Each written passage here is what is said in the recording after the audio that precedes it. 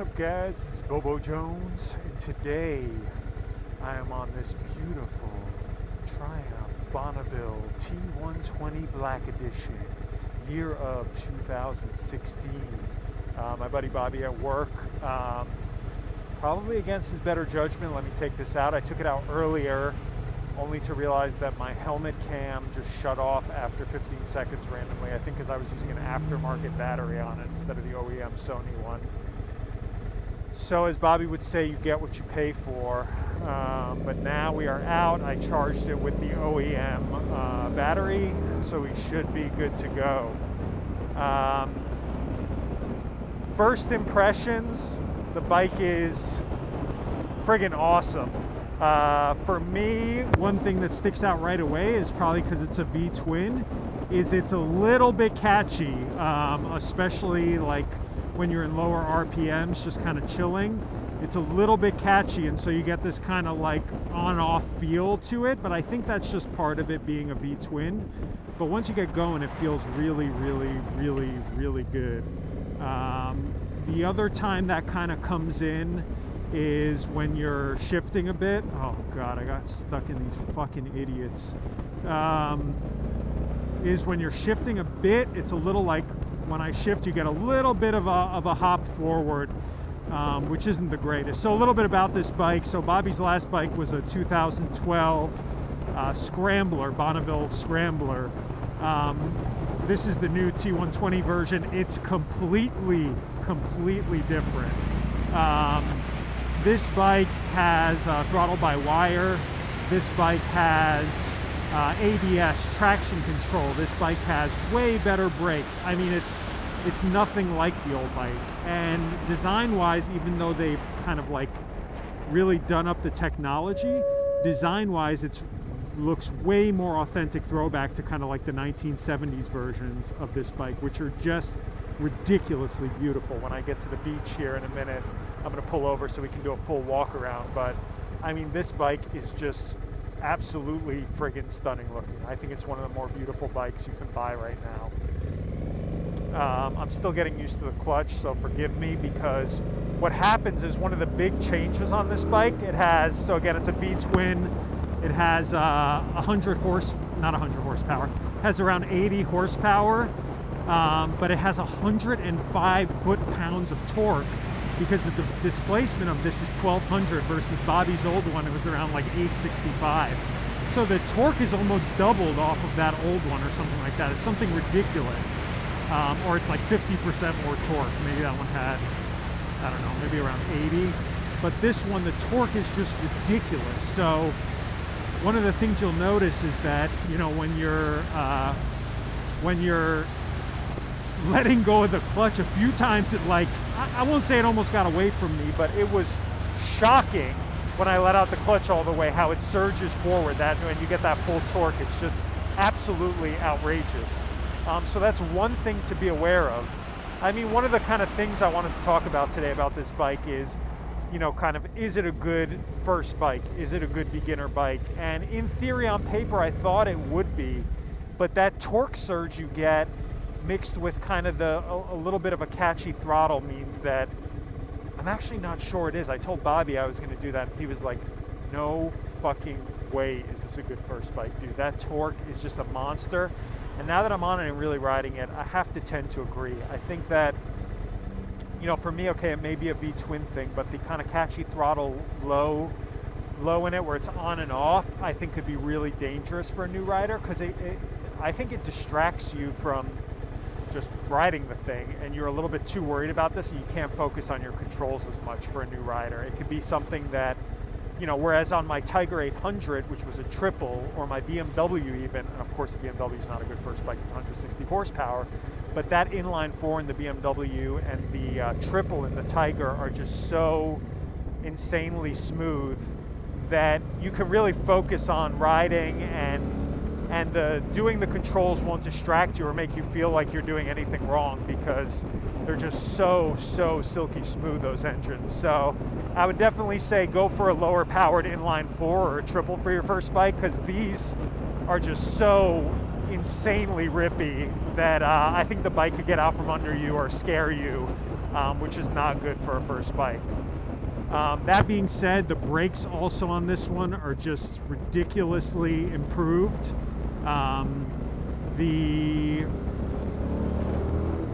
What else is improved? The suspension, I don't know if Bobby got it set up for his weight exactly, but the suspension in general is great. I mean, it's a cruiser, so I'm not feeling bumps. The center of gravity of this bike is so low that it's not flickable like my BMW. Like, I have to muscle this thing to move it left to right. So that's definitely something to be aware of. I mean, this is meant more as a cruiser. I could not believe when Bobby told me that this bike weighs as much as my XR.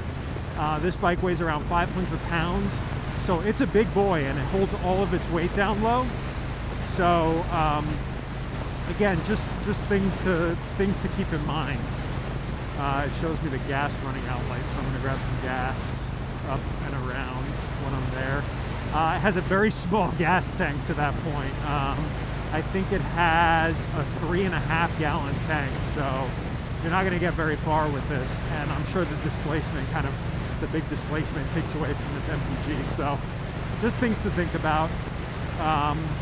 What else? We'll pull over soon, but yeah, it feels great. Once you're cruising like this, it's a totally different experience. This bike feels just really planted, and with the weight down low, you know, even if you're doing little inputs, like, you know, if I do a little counter steering here, on my bike it would turn a lot with that little input. On this bike, it's like not even budging. Look at this, I'm pushing on this and I'm barely going over. So it's just a totally different kind of cruising feel, and I think it's really nice. It feels like a lot chiller than my bike.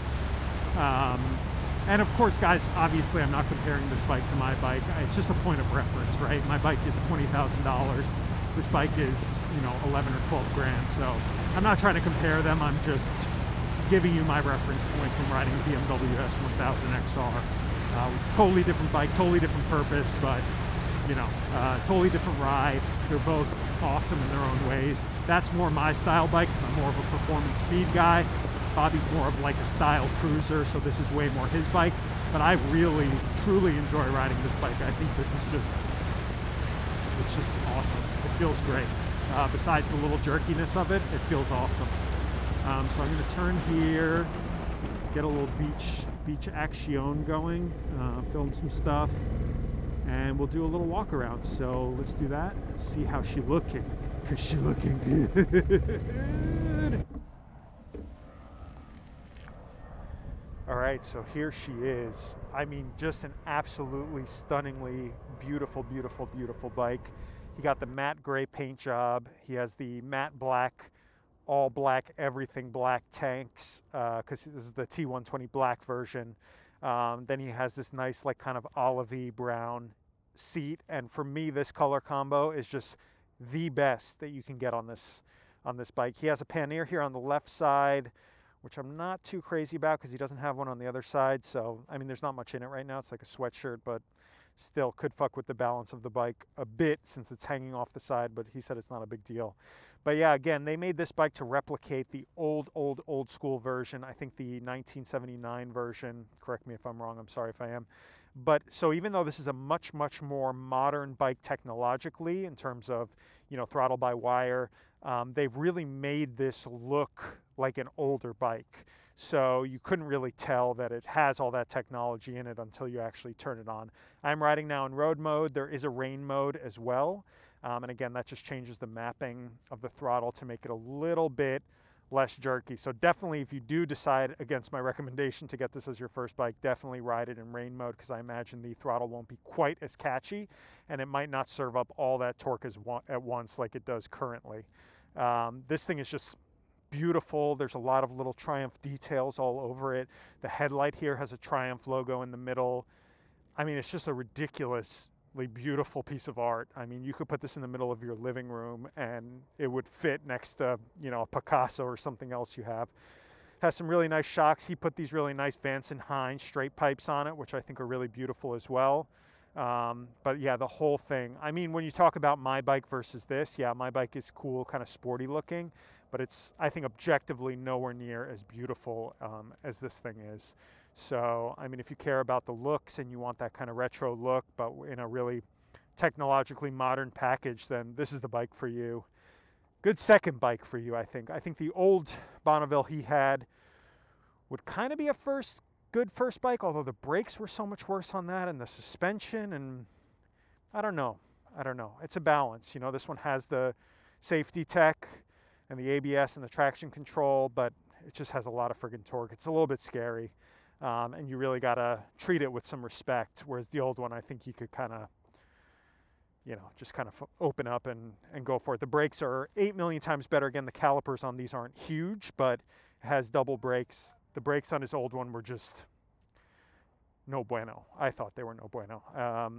Obviously, the brakes on this are nowhere near as good as my BMW, which has giant Brembo blocks, but again, totally different kind of bike. And for this bike, it stops well, and it has some feel.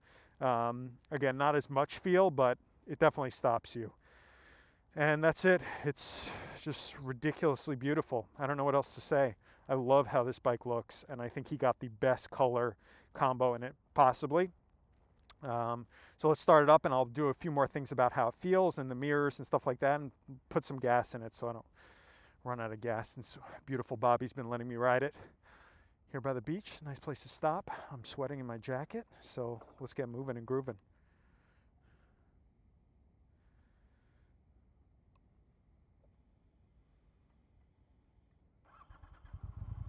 All right, let's do it. So in terms of comfort, this bike is very comfortable. I'm 6'1" and change, and my knees fit perfectly on these little grippy tank grips. So feels really, really good. The mirrors are great. I can see the next to me as well as behind me. I think Bobby wants to change them out for handlebar mirrors because he thinks these are a little ugly. I think they look pretty damn good. Yeah, the bike just feels really good. Like, it's very comfortable. He also put these big barrel grips on it. I don't know if you can see it now, but these are so nice. We're both big guys, so it really feels like you have a good grip on the bike, and they're really good. Let's try to take a turn with this thing and see how it feels. Yeah, I mean, you got to muscle it a little bit more, you know, which I think is fine. And this bike also doesn't like love revving super high, but yeah, I mean, it turns, you know, doesn't feel like a sports bike, but it took those really, you know, it takes turns great. You just got to put a little more effort into it because the thing doesn't tip over because the center of gravity is so low. But yeah, overall, what an awesome bike, man. In terms of beauty, performance, everything. The torque thing just scares me a bit because it all comes at once, and it makes the experience a little jerky. Versus a triple or an inline. So that would be my only thing. Let me fill it up with gas, and then I'll have some final comments in a moment. All right, guys. So some final thoughts. Yeah, dude, this guy's got some mustard on it, man. Whew. Yeah, that torque is pretty nuts, actually. Final thoughts. My kind of conclusion on first bike is no, not a good first bike. That torque coming in when you let go of the clutch or shift or anything like that can be borderline scary. So I know you V-twin guys are going to be like, you're a fucking pussy, but all right, I'm a pussy, but I think for a first bike it's too much torque. Also, just in terms of engine types, I think for a first bike, V-twin's probably not the way to go. I think you're much better off with a much smoother engine, like a triple or a, you know, lower CC inline 4, than this thing, because what those let you do is they're so smooth that you don't have to, like, the engine doesn't do anything you don't expect on those when you're learning to ride. And so you can really just focus on mastering your controls and shifting. You know, the gearboxes are really smooth. Whereas on this, there's just a lot of stuff that'll scare you when you're learning if you don't know what you're doing or what to expect from the bike. So for those reasons, no, not a good first bike, but an excellent fucking second bike. I mean, if you want a piece of art, beautiful bike, and you want something that's fast and capable and gets you around and is good in almost all conditions. The only thing I'll say is if you're really going like 15, 20 miles an hour, like in traffic, like around town, stop and go, you know, kind of that jerkiness kind of throws me off a little bit. But once you get going, I mean, it's really incredible. And the only reason it's jerky like that is probably half a fueling thing, and it's half a, you know, insane amount of torque thing. So take that as you will, but everything else is great. Comfort, great. Style, great. Brakes are very good. Has all the electronics you need. Traction control, ABS, rider modes. If it's raining out, it has a mode for that. So I really think that, you know, all in all, really excellent as a second bike, but again, would not necessarily recommend it as a first bike. I think you'd get yourself in trouble. Even me, as a not super experienced rider, but as somebody who rides every day and has ridden quite a few different bikes, this one surprised me a little bit. So come on guys, let's move it and groove it. Holy shit. Oh yeah, dude, look at that. I mean, that's like ridiculous.